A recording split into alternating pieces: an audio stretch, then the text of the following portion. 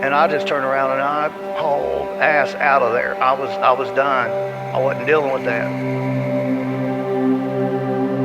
The hypocrisy of the cult is one of the things that turned me away the quickest. When I turned my headlights on, it turned and looked at us, and one of the things I remember the most were the eyes were glowing red. I see an orb of light. It is just circling these steps like it is waiting for me. And he begins to tell them that he saw a UFO. They're basically like, what are you talking about? That's 7 foot up on a tree, peeking around it, and that's where I saw the top of the muzzle, nose, and the eyes. As soon as I made eye contact with this thing, it felt like death. Welcome back to Tinfoil Tales. I'm your host, Brandon. Tonight we're joined by my guests, Tim and Kate. Thanks for coming on here and talking with me. Thank you for having us. Would you like to let the audience know a little bit about yourself before we get into it? So my name is Tim. I have my fiance Kate here next to me. We also have an investigator it's about 2 hours away from us. She wasn't able to make it here tonight due to that, but we are Forever Investigating Beyond, or FIB Paranormal, as some of us call it. Some of them call us. But we go out and do paranormal investigations all over the United States. We're getting ready to go down to Savannah, Georgia, Friday for a Paracon, and then the next weekend we're going to go to West Virginia to Trans-Allegheny. So we're Nice. excited for that. What got you into all this? When I was younger, I don't know, I was like 4 or 5, but I had my first paranormal experience in my grandma's living room.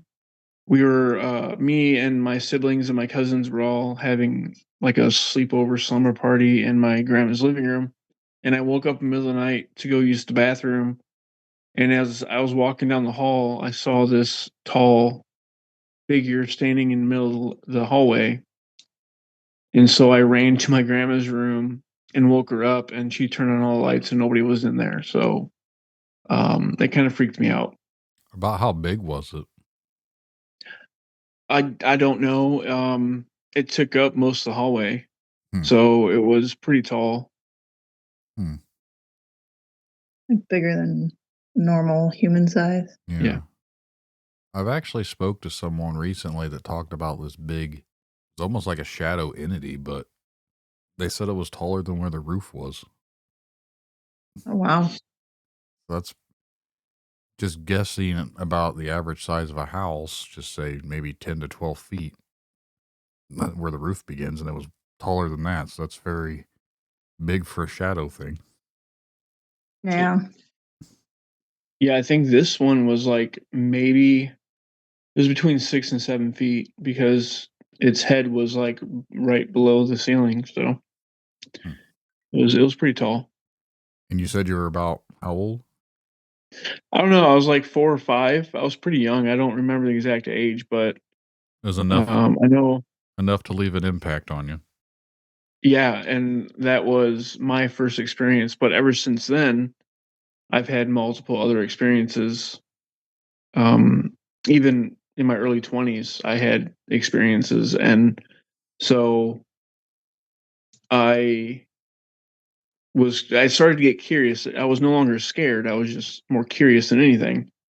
And so I started doing my own investigations, trying to figure out what it was that possibly was following me. I didn't know if it was or not, but it seemed like everywhere I went, I was having something happen. So I started doing the paranormal thing and really enjoy it. I do like the whole debunking stuff first before I try to claim paranormal, but my own personal experiences, those kind of left an impact on me. So I think trying to debunk everything is one of the best ways of going about proving something exists, because if you can rule out everything else and you're left with something that's not able to be ruled out, then what do you have?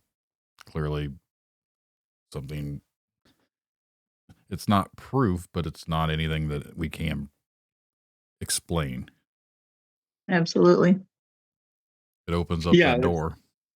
that's 100% true. And, you can go through all the scientific stuff that you want to go through, but, science can't explain everything. So, This is my own little opinion about science, but back in the old times, science was used to discover things. And now I feel like science makes it seem like they know everything and they shut everything down. The possibility of discovery is gone. yeah, everybody wants science to give an explanation for everything.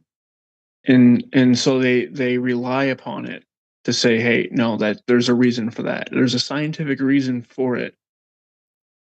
And that's just kind of how they leave it. They don't try to explain it away. They don't try to do any of that. It's just there's a scientific reason for it. They don't know why. But you can't rely on that. It's just something that it's hard to explain, but people want to know that there's a reason for things that happen, and science cannot explain it away. Mm-hmm. There are a lot of things that people have experienced. There's a lot of things that people see. There's a lot of things that go on in this world that no one can explain. And when you look towards science for answers and the science says this stuff isn't true, there's no possibility for this or anything else, I don't think science should rule out possibilities for anything, because how many hundreds of years ago did everyone know that if they keep sailing across the ocean, they're going to fall off the edge? And then they discovered America. You know what I mean? Like, Right. Yeah. we keep learning more and more from discovery, but we've gotten to the point now where science has made it to where they're like gatekeeping everything. Well, of course they are. It's all, they don't want to release anything to anybody. They don't want to lose what they know. And if everybody else knows, then they're not the only ones that know. And It goes back to the saying, knowledge is power, that if they know these things and they can explain things away, you're not going to have people that follow you. I mean, it's kind of like spirituality or religion. If you know these things and you can debunk them, or you can explain it away, or have proof of something does or does not exist, then why are people following it? Right. That's So I feel the same way when it comes to the UFO realm. Like, I'm not saying there's aliens coming around here and doing all sorts of things, but I feel like if they do have some sort of technology that they've recovered, I'm not saying it's from space, it could be something completely different, but they keep that to their advantage, so they have the power over everyone else. It's all a means of control. Yep. So even if things are supernatural, interdimensional, alien, who knows? I just feel like we'll never know the truth about it, because for some reason there's people and places that want to keep that power for themselves. Yeah. Well, and it's like, as technology has advanced, there used to be so many UFO sightings, which is understandable. It's unidentified flying object, but why has it declined so much that people aren't speaking out about it, or making videos about it, or saying it on all the different social medias? There could be something from technology excuse me, advancing, that they're blocking stuff, they're preventing people from seeing things or speaking out. Like, who knows what could be out there that they have discovered that they aren't letting us know. I have a video on my phone that I recorded. It'll be, I think, 2 years this upcoming December, and there was some kind of a weird light. We thought it was Starlink at first, out in front of our house on our way home. And on my video from where I recorded it, you can actually see what we were seeing. But when I send that video to anyone else, that it's not on there. Oh, wow. I can show everyone on my personal phone, like on my video, you can see it. But if I try to text that to you, or I send it to you, or email it to you, it's like the quality of it just goes away to where you can't actually see what is on my video. And I don't understand how that's possible. No, especially with everybody having smartphones and the, amazing cameras that they have. And, why can't you transfer that quality over, the Wi-Fi or data lines? Yeah. It's with me being a conspiracy type person, I said it's probably something in the programs of the devices that you can't send it out, that gets rid of it personally because they don't want people to see it. Yeah. That makes sense. So you had, I believe that. you said you had multiple experiences. So what are some of the other ones you've dealt with?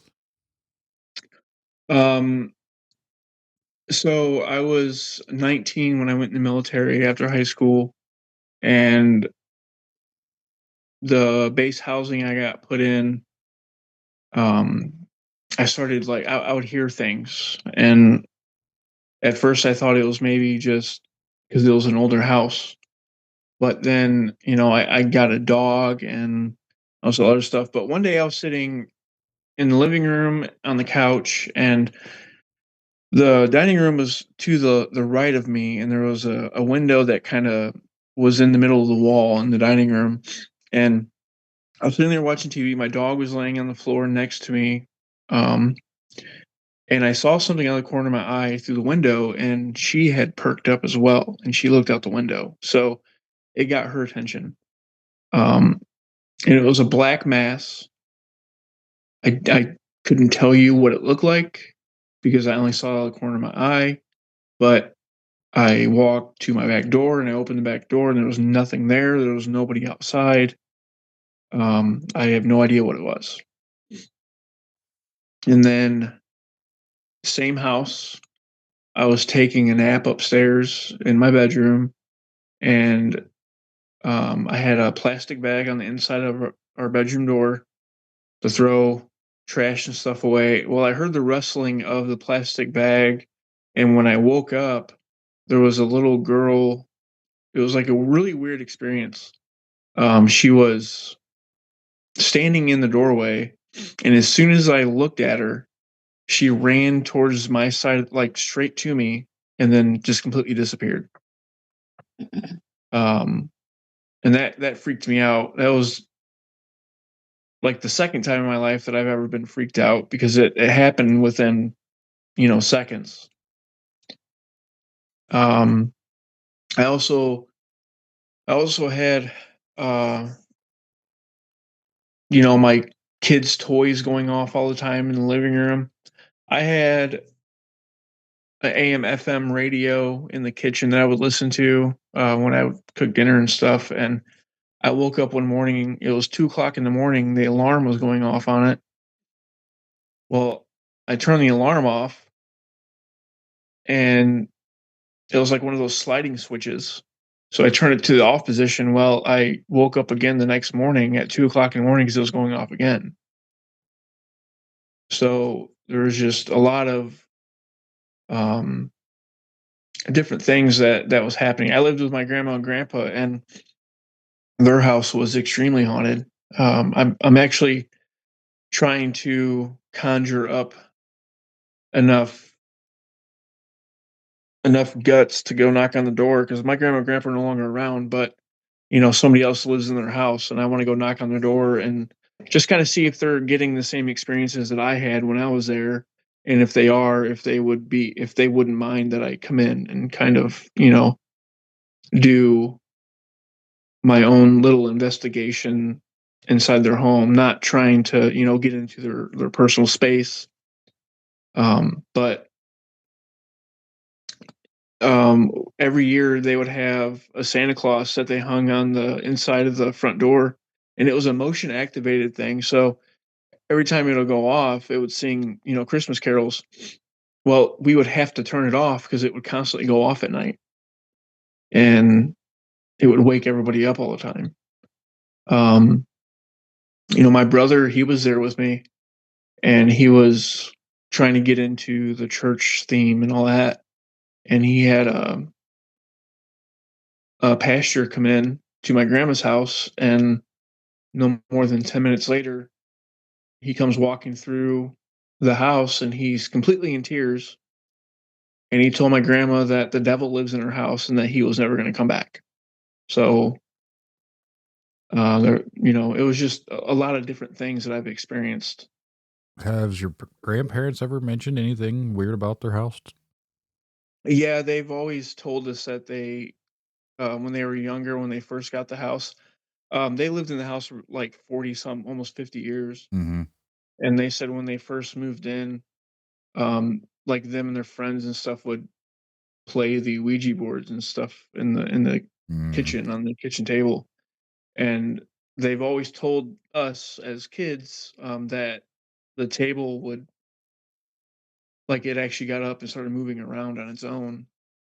I didn't know if that was just stories that they told us because we were kids and they're trying to scare us, but her house was haunted. Like, I heard things, I seen things. I felt somebody sit down at the end of my bed when I was falling asleep, the indentation of the bed by my feet. So I'd always hear kids laughing in my closet in the bedroom, and late at night, 11 o'clock, midnight, when no kid should be out running around playing.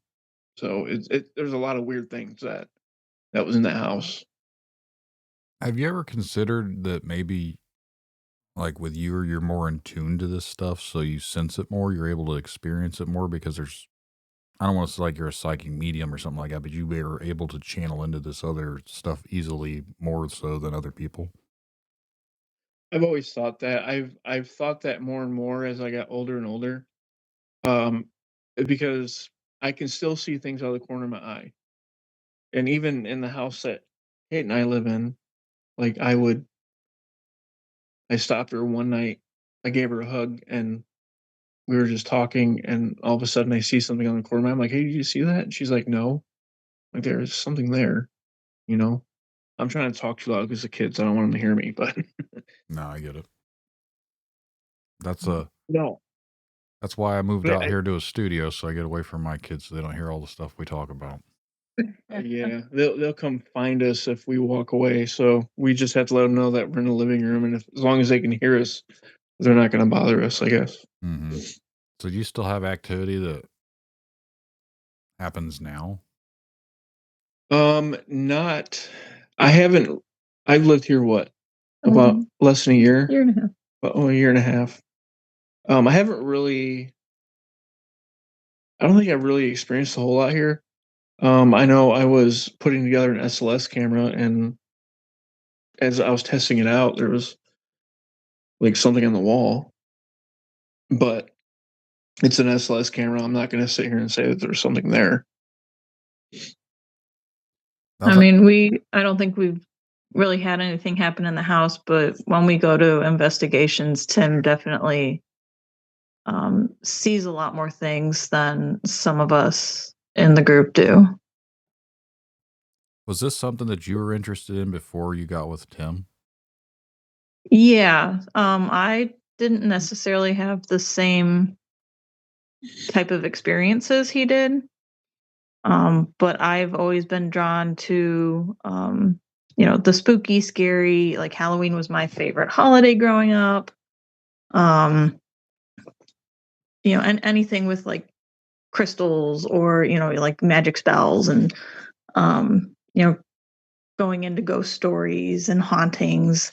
It's always something I've been drawn to, but the community, the town growing up, it wasn't something that was, widely talked about or widely accepted if you were into that kind of stuff, because then you were just weird and, kind of a social pariah, because it was a very small school that I went to. Growing up, becoming an adult, living on my own, meeting more people, finding Tim, and realizing that we had the same kind of interests in this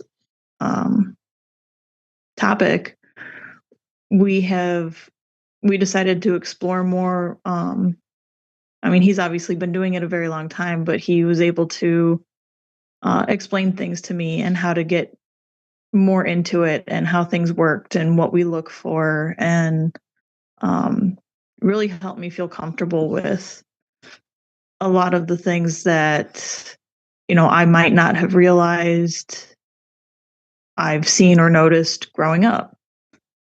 But it was a very nice serendipitous moment when we realized we both enjoyed the topic of hauntings and investigations. And it was something that we decided that we could do together, because I don't think you've done it for quite a few years. And I'd never gone investigating. So being able to do that together as a couple, it was really nice. What are some of the places you guys have investigated together? Together, we've been to Whispers Estate in Indiana, Randolph County Infirmary. We've been to Edinburgh Manor in Iowa.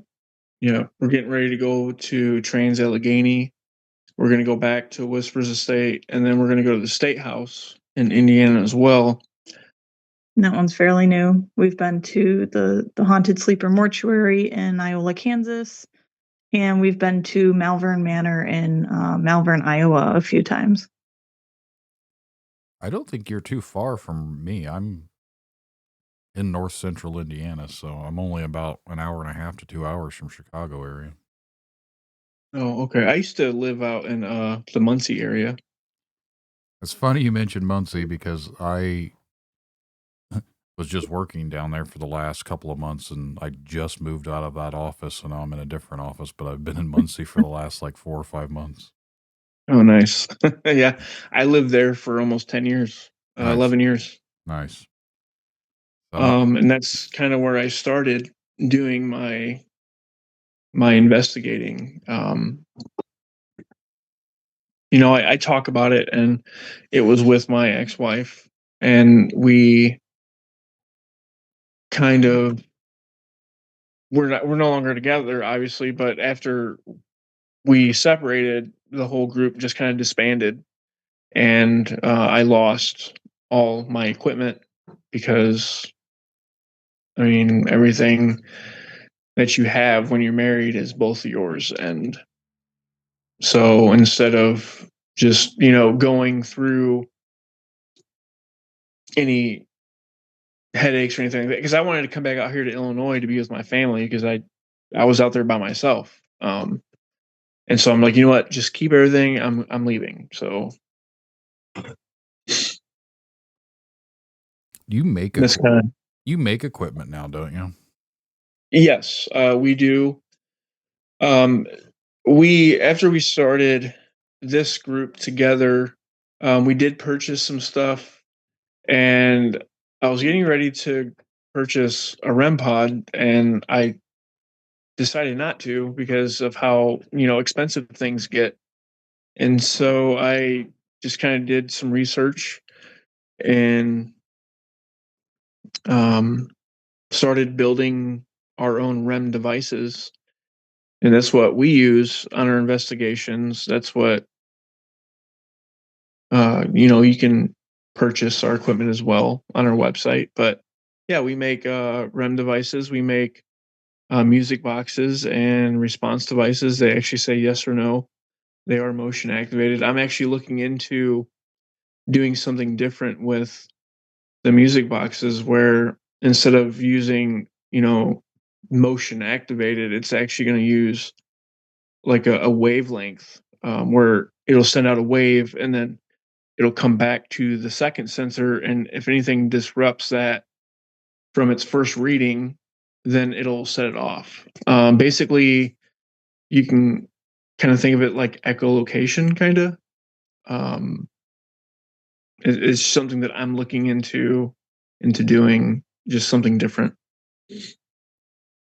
I have a few things that I got for trying to film this documentary, and I haven't actually had a whole lot of opportunity to go out and do the paranormal side of it. We went out in the woods and we've used the cameras and everything else, but I do have these little recording devices, these little light up devices, but most of the people that I'm friends with that would be willing to help me out do not want to go out and see the paranormal side of things. They're afraid of what we might conjure up. And That's typical for a lot of people. is that something that you guys have ever encountered where you've been afraid of maybe bringing something back, like an attachment from something you've investigated? My very first investigation was my very first investigation was obviously with Tim. We went to Whispers Estate in Indiana, and I had no idea what to expect because you see all the ghost investigation TV shows and movies, and you know it's not like that, but until you experience, you don't really realize how different it is. But the whole night I was like so like wound up and anxious, and I couldn't sit still, and my whole body was tense. And we're always respectful to the spirits that are there. But we are also very firm that, you know, they are not coming home with us. They're not allowed to follow us. Um, Both he and I are into crystals and the power of protection that they can help carry. So we do bring those with us. But I don't think we've ever had an experience where we've been really worried about it. Yeah, we set intentions and we have, very firm rules with them. Like our intention and rules is we can come communicate with you, but once we leave to go home, we pass that threshold of the door to exit, you are not allowed to follow us. You have to stay here. I've talked to several people and they always say we need to do some sort of a little like of a protective ritual when we go in there or anywhere we go to investigate to make sure that whatever we bring with us doesn't bring something else back. But I'm kind of a skeptic about a lot of these things, so I don't necessarily know if some of these things are true. Sometimes we go into these places and I don't think the few investigations I've actually done with a group around here, nothing ever happened. So I keep that skeptic side of me. I was like, yeah, I'm going to try and rule everything out, write it off until they get to something where I can't explain it. Sure. Well, that kind having that skepticism and not being sure how well some of the rituals for protection may work kind of goes back into having that faith or spirituality and having something there that what you believe in is real. Like we have friends that when they go to investigations, every time before they go in, they do a prayer. Tim and I, we set our intentions, we are verbal about it, and we make it clear to whatever entity or spirits we encounter that this is it. You're not welcome to follow us, but we'll interact with you while we're here. Some people are more into like the herbal protection mixtures, or you go into witchcraft and you get the little spell jars and things. It just depends on what you believe in and what you feel works for you. Now, some of the stuff that you have made for like your devices and everything, you said it's almost like echolocation. Well, that's something that I'm looking into making Okay. currently for our music device. So basically what it is, you have two sensors that kind of sit next to each other. One shoots out a wavelength and then the other receives that wavelength. So let's say you set it in front of a wall and it reads that wall like 8 feet in front of it. It's not going to activate because it's constantly reading this wall 8 feet away. But if something steps in front of it and it breaks that wavelength from 8 feet away, it'll set it off, notifying the user of that device that there's something possibly there. Okay. So I have cameras set up around here, and I got one out in my studio. And the other day, I got a notification that there was someone in my barn, like my studio thing. And on the live feed of the camera, I see nothing. So I don't know what triggered that. It doesn't do it very, very, like, it's only done it like once or twice. And the one time it did it, I actually seen like a shadow moving and something was actually blowing, which I tried to rule off as maybe is the wind from my air conditioner causing it to move. But why would it trigger it then when it's never done it all summer long? But Right. Do you get like headlights or anything where people turning, if they're driving at night and they turn onto a certain road, do you get like headlights that could possibly go into the barn? not Um, usually, like the way it's set up, like I could see where maybe something could trigger it that way, but it's never, it could have been a random fluke, but it's been out here for well over a year at this point. It's never done it before. But no, yeah, it listed there was a person out here, and I've watched the video. I've looked, I was like, I don't see anything on this, and this just happened last week. So when I get a notification in the middle of the night, there's someone outside, so my phone goes off, and I grab it real quick. And I look, I was like, there's no one there. it's weird, creepy. Yeah. Hey, maybe that's something that you can do. Maybe investigate your barn. I know, like a lot of people don't want to investigate their own home because they don't want to know that there's something there. But if there's a possibility, why not? So this actually just kind of happened yesterday. My son was having, like, he was at the doctor or whatever, and the doctor had asked him, he's only 4. What, is there anything that you're afraid of or anything like that? Like, just, and he told them the faces, the scary faces, the ghost. Like, oh, here we go again. Oh. So he's randomly brought up ghosts, and my other daughter, or she's mentioned stuff before when she was younger. So I think there is definitely some weird stuff around here, but for the most part, we don't really talk about it, and we just don't really. It doesn't seem to do anything. So, but sometimes the kids will randomly bring it up. Well, it's funny that you mentioned that because, um, so my oldest daughter, she just turned 18 in July, and when she was little, so her mom is Catholic, and it's the first time I ever stepped foot in a Catholic church, and it was obviously Easter. It was like the once a year kind of thing that she wanted to go, and it's the only time that I went. So we went into this Catholic church, and my daughter, we're sitting near the back row, and she keeps turning around on the bench, and she starts talking to somebody. I'm like, hey, turn around, pay attention, whatever. Um, well, we get back out to the car, and I said, who are you talking to? And she said, well, I was talking to a guy named George. Now, my dad had passed away when I was 20, and his name is George, and he never got to meet my daughter. So I believe that for a long time that my dad was following or attached to me or attached to her, and maybe that's why I was having all these experiences.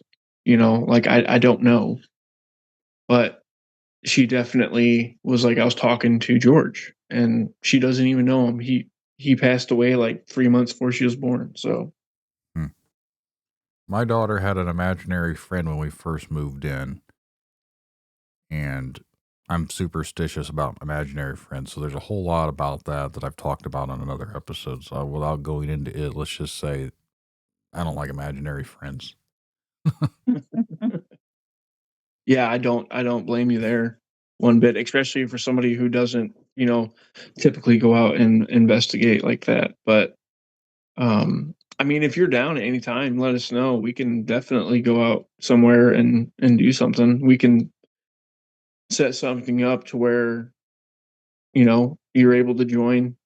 We can contact you and say, hey, we have this date available. Are you available to go? And we won't book it until we know. I mean, it's up to you though, but if it's something that you want to experience and see all the equipment that paranormal investigators use and how they use them and how spirits possibly interact with these pieces of equipment, then you're more than welcome to come out with us. Yeah, I'd definitely be interested in doing that.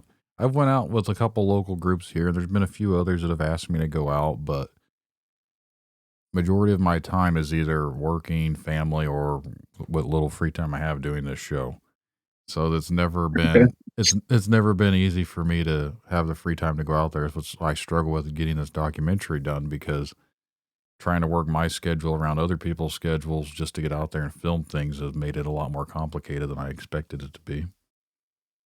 And that's how I am with, a lot of this uh building equipment stuff too. Like it makes it hard to juggle everything that you have to do, every day, but you have to get it done. So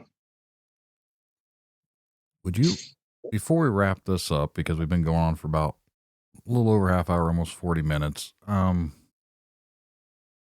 you guys have a website or anything where anyone can check out the equipment you've worked on or your group or anything like that? yeah, our website is fibparanormalllc.com. And as of right now, we are only doing what we call them classic devices. So they're not customized, Mm-hmm. but you can definitely purchase a customized device. They're basically like a pre-order when you purchase them.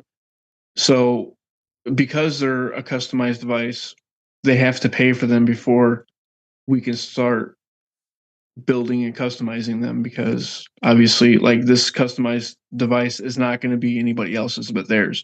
So a lot of times what we do is we put team logos on them, or we do specialized stuff that Specific images. We've had people do their logos, runes, just a basic group name. We also offer like crystals and, if anybody ever wanted anything else, we definitely try to incorporate it into it.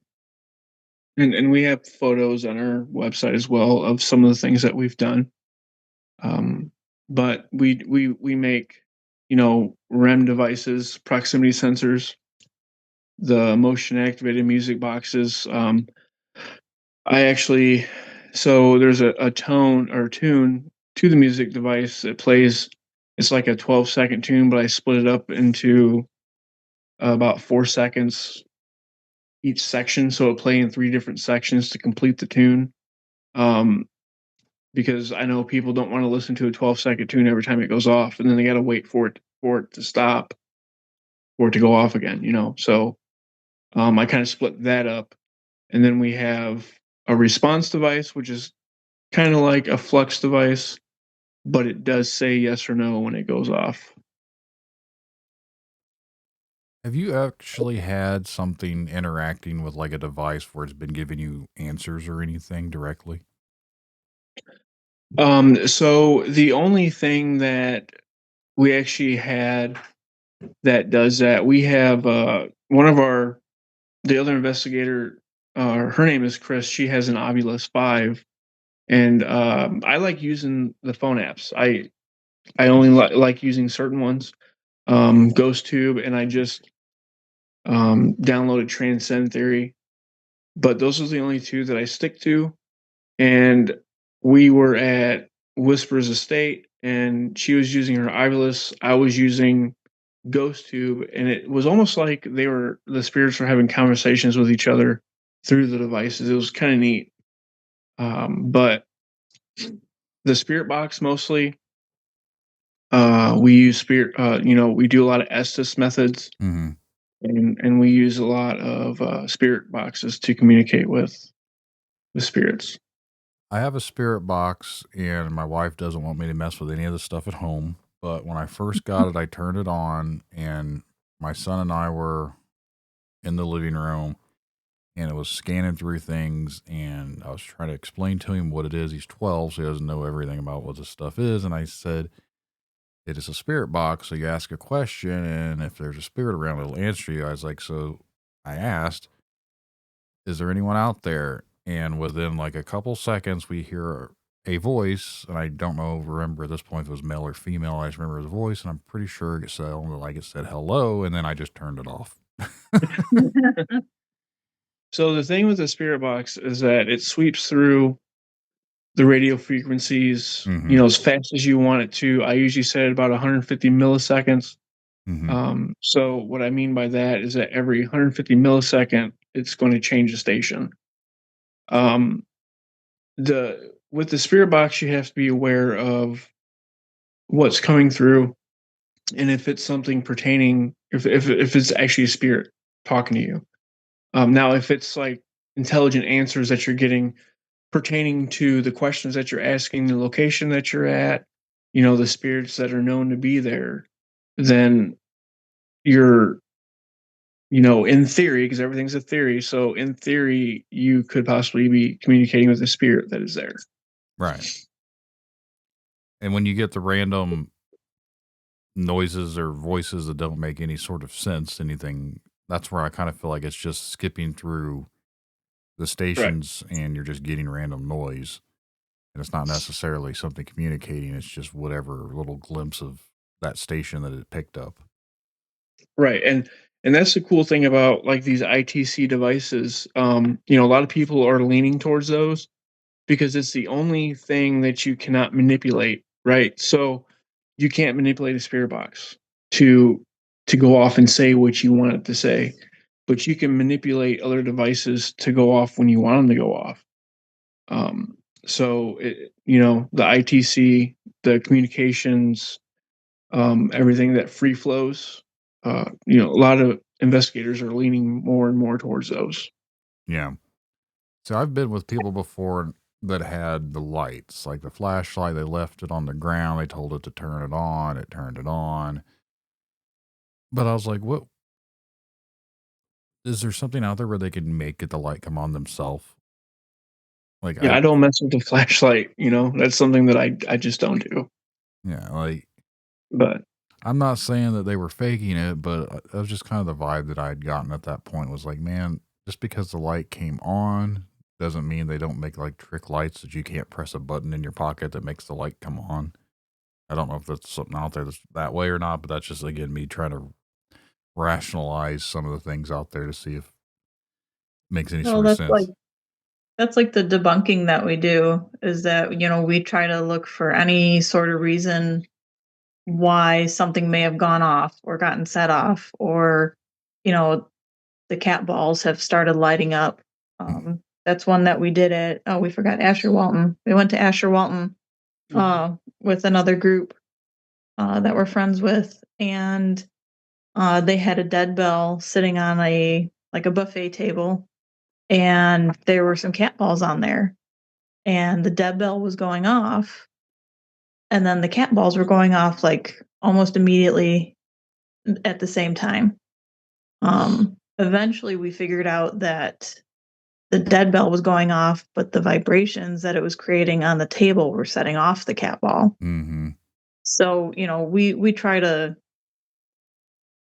look at all aspects of it to be like, okay, well, that's really not what we thought it was. Right. Yeah, they were like all excited and like, oh my God, the cat ball's going at the same time. I'm like, well, let's figure this out first.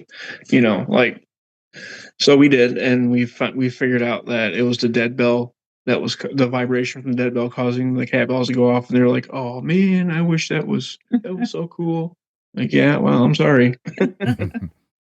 But yeah, we'd rather be disappointed and know for sure that it's, explainable versus, just assuming that it is a spirit that we're talking to or communicating with. That's the struggle that I'm having with my friend that's helping me make this documentary. Is we don't want to make anything boring, but we can't go out there and just automatically catch stuff. So yeah. Well, like when we investigate, I don't wear my smartwatch ever because you just never know. If like my smartwatch is going to make anything go off. We don't use walkie-talkies unless if we're setting up cameras, because we all know the radio waves from walkie-talkies are going to set off everything.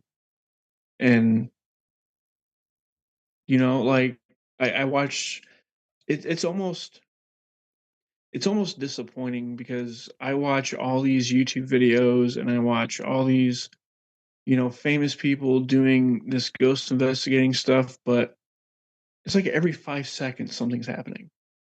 But then you go out and investigate yourself, and it's like you go for 16 hours just to get one or two experiences in 16 hours. You know what I mean? But you're watching TV and it's like constant, just back to back to back, and it's like it's disappointing because it's not real. I think a lot of the shows are just done at this point for entertainment purposes, so I don't necessarily trust anything that's on TV. Yeah. Right. And we go live on our TikTok channel, FIB Paranormal. And what we experience is what our viewers experience. And if we don't experience anything, our viewers don't experience anything. But you're there with us. You're there in the dark with us. Basically, you're in the same environment we're in, experiencing what we're experiencing. You're experiencing the darkness, us attempting to communicate with the spirits. But if they're not communicating back, that's it's immersive for them, and we like it that way. No, and it's in real time. It's not, snapshots like a TV show. You're not getting a 3-minute clip of us setting something up and then turning around and immediately having some type of reaction. Right. You're seeing us do it in real time. And one thing that's nice about that is that we get people like they can interact with us. They can ask questions or point out like, oh, hey, did you guys notice something in the corner? And we're like, well, no, but we'll definitely go back and look at the footage. So it's multiple pairs of eyes that are there and point out things that we may not see. Yeah, totally. Well, guys, we can probably wrap this one up. It's definitely been a pleasure talking with you. But before we do, again, I'd like for you to let everyone know where they can find your website and if they're interested in having you out sometime or anything about your investigations, where they can find you at. So our website is fibparanormalllc.com. We also have social media on Facebook, Instagram, TikTok. TikTok's our main platform, by the way. Yes. Most of the time it is FIB Paranormal. I think we have a group and a page on Facebook where one is FIB Paranormal and one is Forever Investigating Beyond. We tend to post fairly often. We like to have, new stuff, different photos from investigations. And, we're really responsive. People can reach out to us, send us messages, ask us questions about our investigations or the products that we make. And, we're more than happy to talk to anybody that is curious about the paranormal. If anybody ever wants us to come do a home investigation, I think we're more than willing. It's not something that I've ever done, but Tim has done that in the past. And then, if anybody ever wants to do a collaboration with us, we're always interested in meeting new teams, new people, and, finding new places to investigate. Awesome. I will make sure to put your website in the show notes for anyone listening. Okay, great. Thank you. Well, it's been a pleasure talking to you guys. Thanks for having us. Yeah, it's been a great night. And thank you. You have a good night. You too. Bye. Bye-bye. If you'd like to be a guest on Tinfoil Tells, remember to send an email to tinfoiltellspodcast@gmail.com or go to tinfoiltells.com and go to the contact section. Make sure to follow me around on all the social medias. And just remember, truth comes at a cost. Are you willing to pay the price? I heard a story late last night about something lurking along the wood line. Huge footprints, strange lights in the sky. They claim it's nothing, but I know they lie. It's easier to laugh in my face, but something about this makes me say, what if it's real? What if they knew? What if the answers are coming from you? Spinning stories, wasting my time, hearing voices, is it all in their minds? They can call me crazy, but I just want some proof. What if it's true? What if it's real? What if it's true? What if the world's not what we knew? Tinfoil tales pulling me in, a story that starts where the logic ends. What if it's real? What if it's true? The answers are waiting, they're waiting for you. They see a dog man walking, or maybe a mothman flies above the buried giants, hidden beneath the lies. They say it's just stories, it's all make-believe, fairy tales for the things we can't perceive. They want to keep us blinded, they want to break our will, but I'm not buying it, I'm not swallowing another pill. Force-fed poison, the lies we're made to believe. What if the truth could set us free? Alien signals traveling through time, secret space programs erasing their minds. They call them crazy, but I just need some proof. What if it's true? What if it's real? What if it's true? What if the world's not what we knew? Tinfoil tales pulling me in, a story that starts where the logic ends. What if it's real? What if it's true? The answers are waiting, they're waiting for you. They laugh, they lie, we all could die, but the signs are there if you open your eyes. Aliens, cryptids, demons, ghosts, the Nephilim too. What if it's me? Or what if it's real? What if it's real? What if it's true? What if the world's not what we knew? Tinfoil tales pulling me in, a story that starts where the logic ends. What if it's real? What if it's true? The answers are waiting, they're waiting for you. It's all in our heads, it's all in our minds. These voices can't be silenced, the truth must rise. Tinfoil tales, it's pulling me through. What if it's real? What if it's true?